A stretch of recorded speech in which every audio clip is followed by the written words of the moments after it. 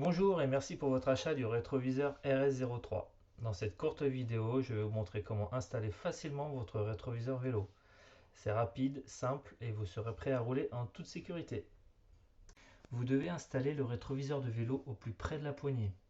Attention, ce rétroviseur est conçu pour les guidons dont le diamètre est compris entre 22 mm et 25,4 mm, c'est-à-dire la grande majorité des vélos et trottinettes. Comme il existe une multitude de modèles de guidons, il est important de positionner le rétroviseur de façon légèrement décalée pour obtenir la meilleure visibilité possible vers l'arrière. Dans notre exemple, nous allons déplacer la commande de frein. Dans votre cas, cela peut être une sonnette, un support de téléphone ou tout autre accessoire déjà présent sur le guidon. Ici, une vis maintient la commande. On peut la desserrer facilement à l'aide de la grosse clé fournie avec le rétroviseur. L'idée est de libérer suffisamment d'espace pour pouvoir placer la bague en plastique du rétroviseur à l'endroit souhaité. Attention, lors du repositionnement des éléments sur le guidon, veillez à ce que la manette de frein, la sonnette ou tout autre accessoire reste bien accessible et que vous soyez à l'aise avec le nouveau positionnement. L'idée est de désaxer au maximum le rétroviseur pour une meilleure visibilité.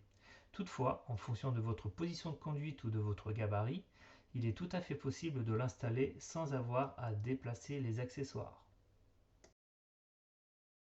Ensuite, vous pouvez installer le rétroviseur en le positionnant sur la bague en plastique fixée au guidon. Il suffit ensuite de visser la petite vis à l'aide de la clé fournie.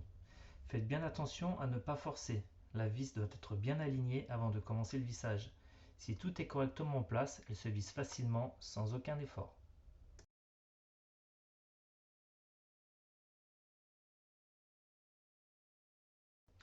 Une fois que la vis est bien insérée et alignée, vous pouvez la serrer fermement.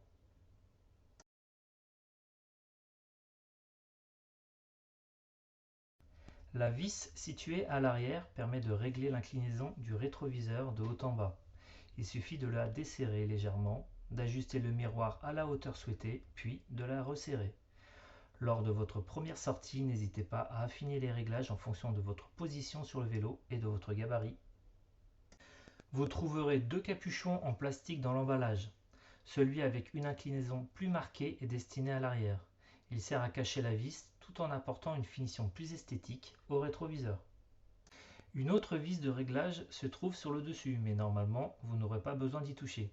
Le rétroviseur peut pivoter sur lui-même, mais uniquement dans un seul sens. Ce système permet de le rabattre facilement lors du stationnement et surtout, il limite les risques de casse en cas de chute ou de choc latéral. Si vous souhaitez ajuster la dureté du pivotement, vous pouvez resserrer cette vis.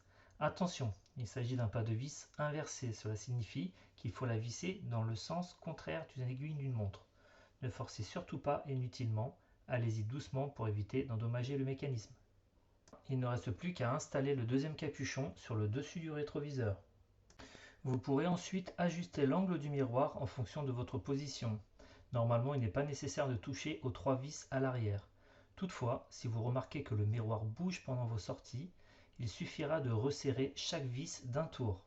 Le miroir doit néanmoins rester mobile afin de permettre de futurs réglages.